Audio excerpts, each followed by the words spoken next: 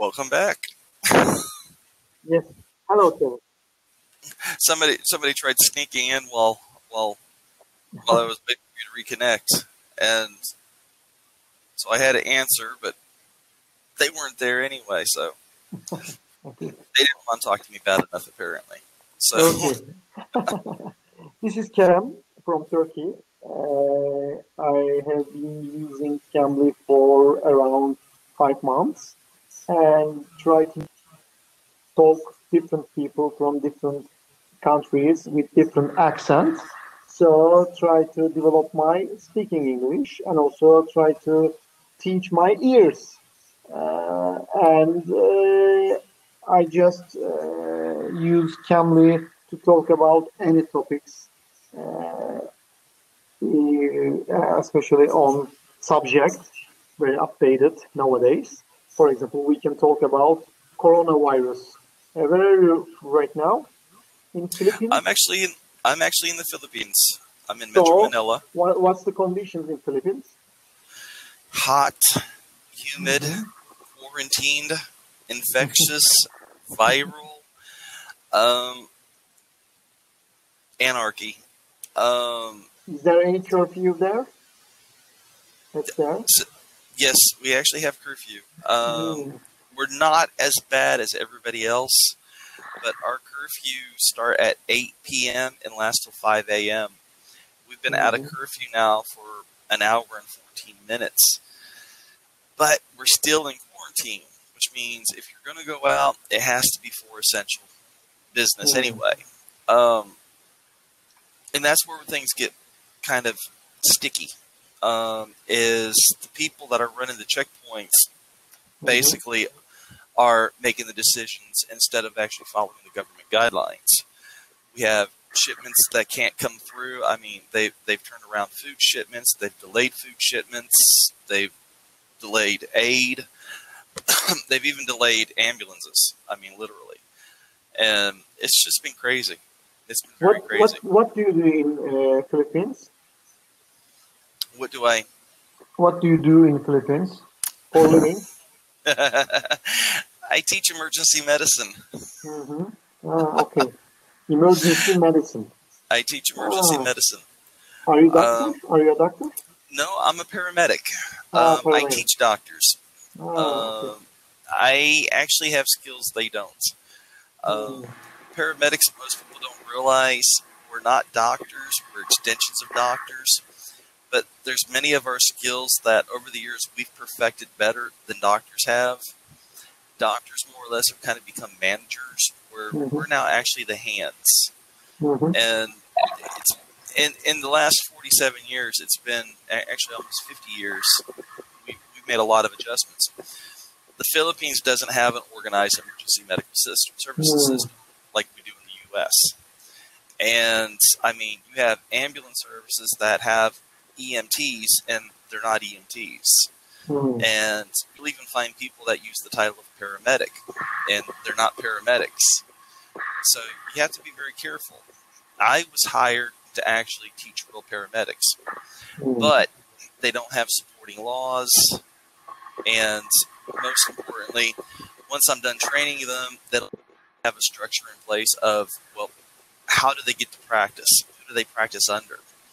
And I've been trying to teach the government as much as my students on these are things that we need to address also. And yeah, we don't. Yeah. So nowadays, you are so busy. You should be so busy. I am actually presently on medical leave. I'm actually presently on medical leave. I'm kind of grounded. I'm not allowed to go out and play. I'm not allowed to play with sick people. I'm not allowed to be in hazardous situations because I have a heart condition. And more than likely, I had a heart attack back in October while working a heart attack. I did CPR for 2 hours. And my cardiologist said, well, at least it didn't kill you. So, yeah, it's interesting. It's fun. I say that sarcastically. I love. Fortunately, you are still alive. Yes, I am, which is still scaring the doctors. I mean, I should have been dead 15 years ago, and I'm still here. So, I guess I'm not done upsetting people. Okay. Why did you go to Philippines for working? Why did you leave your hometown? The key reason is because of that heart damage. I'm not allowed to work on an ambulance anymore. And at the time, I was actually engaged to a Filipina. And she'd gone through cancer, and she survived, and I felt it was time to actually be with relocate. her. Yeah, and the opportunity to teach came up, so I took it. Things didn't work out on teaching. Things didn't work out on relationship. So as a family, you both are survivors. Yes. Actually, yes. Apparently, not enough to survive the relationship. My wife, I've been with for 3 years, and she's now my reason for everything I do. Her and my daughter. And you know, after being here for 6 years, something good finally came of it. You know, I got my wife and I got my daughter. So, but hopefully this year we go back home, if we're not still in quarantine. Right now, I don't think anybody. There's the possibility that we'll see the second wave, which when you're dealing with viruses, there's almost always a second wave. If you look at Spanish flu in 1917, Spanish flu, they had waves for almost 5 years. Granted, with each wave it got lower and lower, but they never actually plateaued like they keep talking about in the news.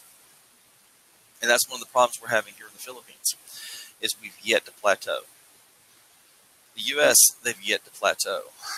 And in truth, I think any country that says that they've plateaued, I think is lying. Well, because they don't have the number. First off, with COVID-19, more people are coming up asymptomatic. They have it and don't know it. In other words, they're carriers. So in order to identify asymptomatic people, you have to test everybody. They don't have the resources to test everybody. It's impossible. I mean, no, it's impossible. It's definitely impossible. So, I mean, the entire reason for quarantine is hopefully it will burn itself out. Well, but we have people that are violating quarantine. So, in other words, it's running in a circle. You know, COVID-19, they've already proven you can be reinfected. You know, they're not developing antibodies like they're supposed to. And apparently the antibodies doesn't stop it. Doesn't prevent reinfection. So, I mean, one person, even in a family, okay, for example, a family of 5, one person has it. They pass it on to the next family member, okay?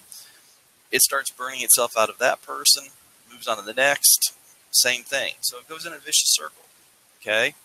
Unless you were to actually literally separate everybody, you know, you go stand on your side of the room, I'll stay over here on my side, you go in the other room, you know, literally separate everybody, would be the only way that we can prevent reinfection.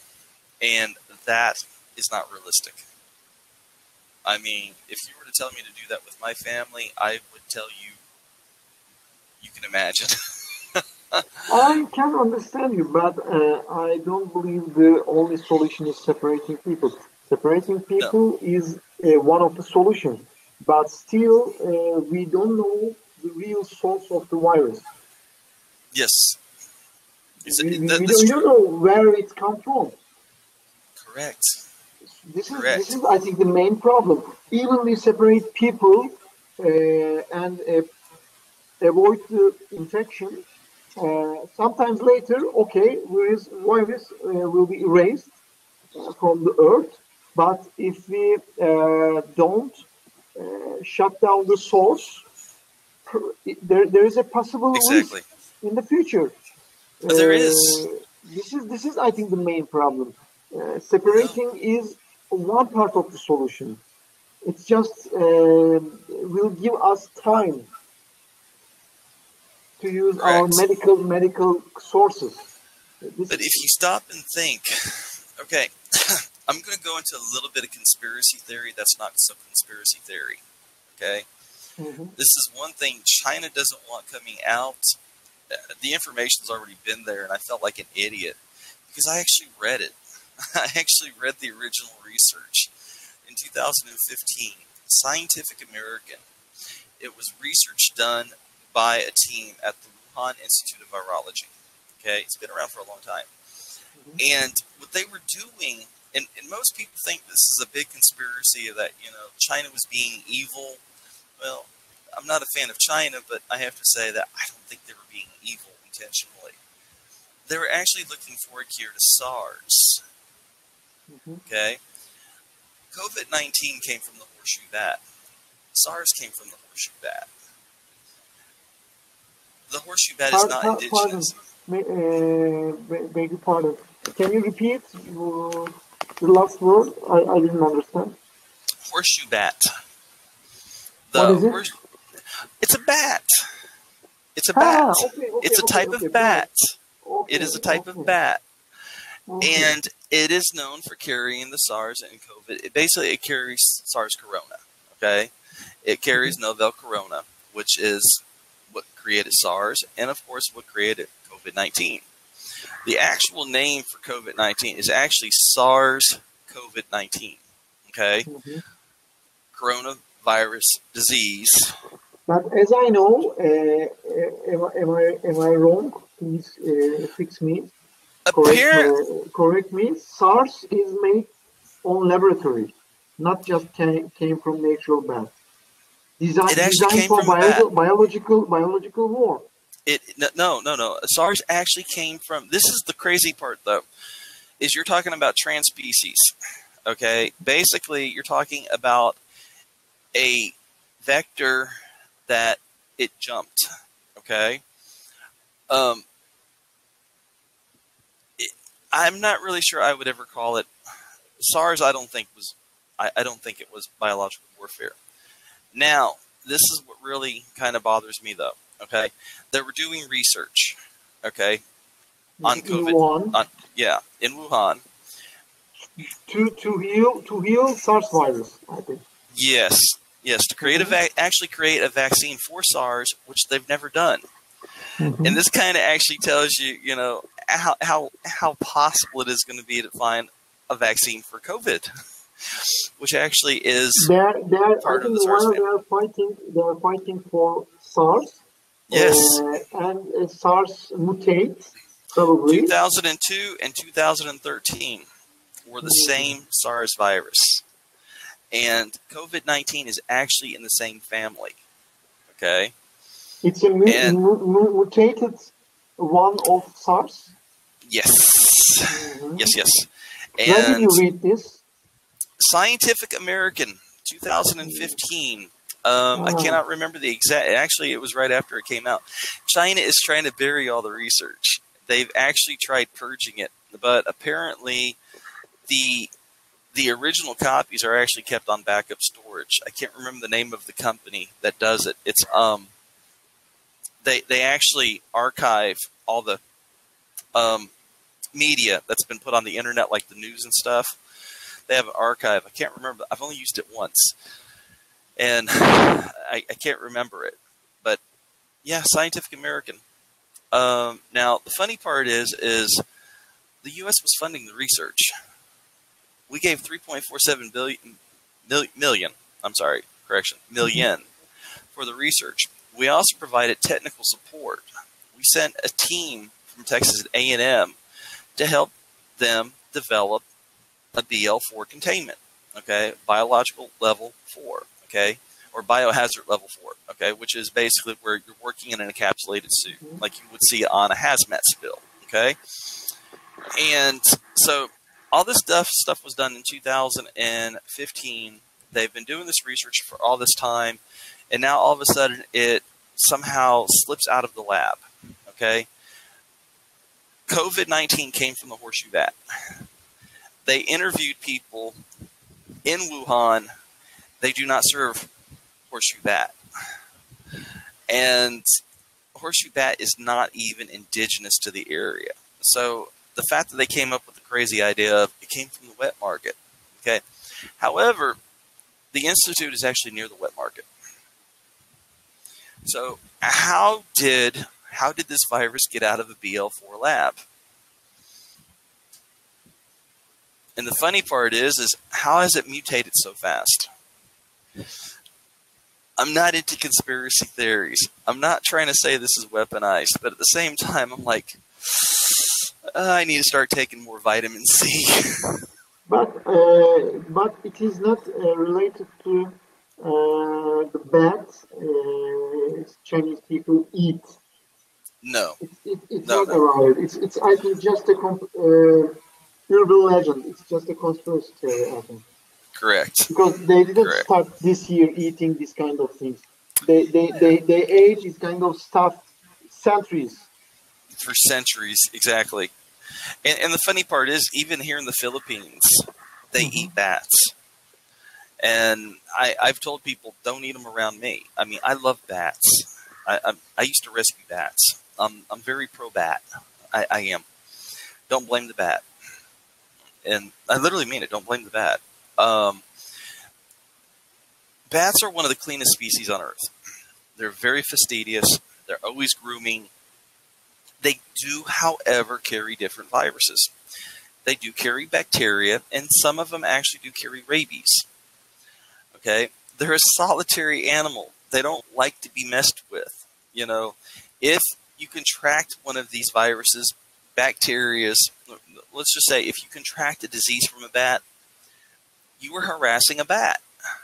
Bats just don't walk in and say, hey, okay, have a nice day. They don't do it. You know, bats avoid people, you know, and everybody keeps blaming the bats. Don't blame the bats. It's not the bats' fault.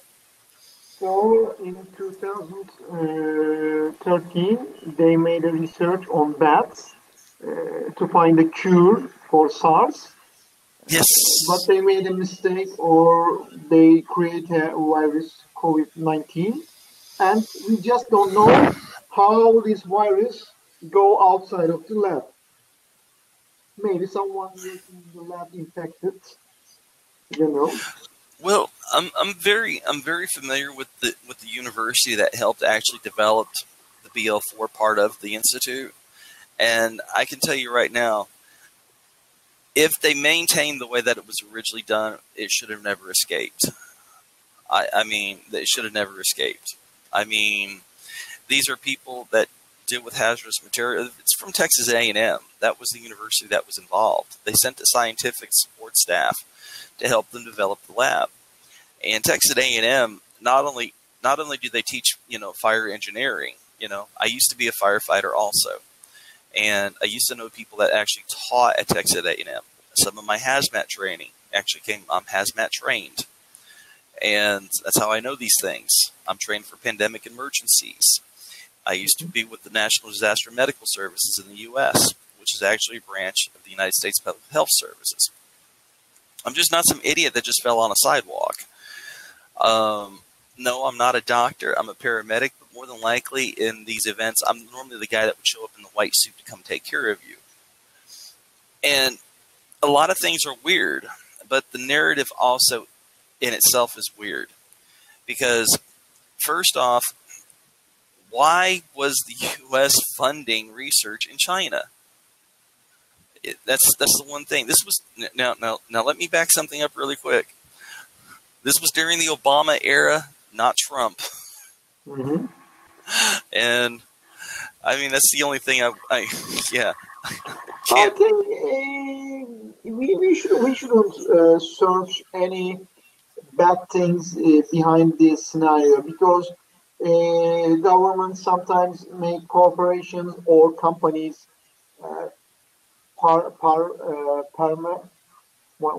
what's the pronunciation? Parma cellular. Am I saying wrong? Type it for me. Type it for me. Medicine industry. Shortly, in simple way.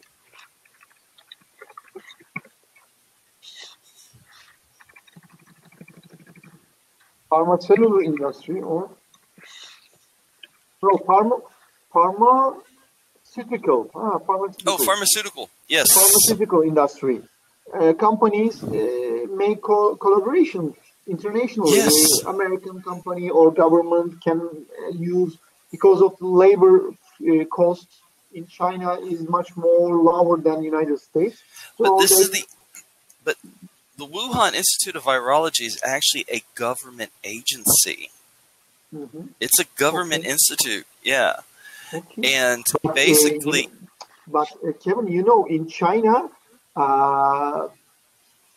first of all, it's a communist country, and Yes. everything belongs to government. Exactly. Sometimes the central government, sometimes the state government. Even you work with a private industry. For example, I'm working in AC business, air conditioning business, and we are buying some products from Chinese companies. And I know that these companies, some shares belong to someone, but the control, or if something's happened urgently, government own all the companies.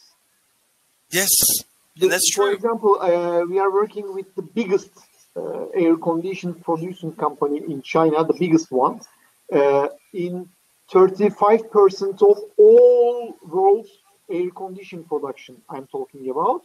It's 100% belong to a state government in China. Oh, cool. I did not know that. But so many companies in other countries make collaboration with these companies. That is true. Technology transfer or joint venture factories. Actually, this is something most people don't understand. In order to do business in China, you have to do a tech transfer. Yes. Whether you're dealing with a private company or a state-owned company, you're going to do a tech transfer. Because, I mean, when you get into communist doctrine, even if it's not a state-owned business, their loyalties are still to the state. You know, like Huawei. Okay, Huawei, for example. By my understanding, CCP doesn't have any stake in Huawei. It's completely private. But if you actually read the vision and mission statement of Huawei, you're going to see where their loyalties lie. This is the reason why the U.S. did what they did about kicking Huawei out. Is because their loyalties are to the Chinese party. No, it's just the politics. Exactly. Because, for example, tell me a 100% private company in the United States. Well, anyone. And if you would like to work in the United States, you have to take even a green card or working permission. Correct. And before taking this, you have to give your word. You should stand your right hand and tell published them that you will going to protect the United States rights first. Exactly. So it's the same thing. It's your pretty much personal. It is pretty much. But the Chinese, I know firsthand, especially living in the Philippines because I have to work with them. And we have companies that will not deliberately deal with the Chinese for that very specific fact. It's just a known fact. If it's in China, the Chinese party the Communist Party has access to it. You know, whereas in the U.S., we actually have laws that prevent that. You know, the patent laws, the U.S. government can't, that they actually have to take you to court and sue you for a tech transfer. You know, if they're going to violate the patent, they have to prove that they have cause to actually infringe on because it's actually a right. They're now actually going to infringe upon your right in the U.S. And that's one of the biggest, that's where I come into issues with that. But U.S. tried to kick out Huawei not because of this. They try to kick out Huawei because Huawei is the biggest high-tech company and developed 5G networking, and it's a little bit competition problem with United States. It's not about their statement or something. It's all about money. It's all about money. It's not about being communist or communist party, being a part of it. In China, it's a communist country. So even if you would like to buy a thin nail from a Chinese company, it is controlled by the main government. Exactly. So, exactly. It shouldn't be the main reason.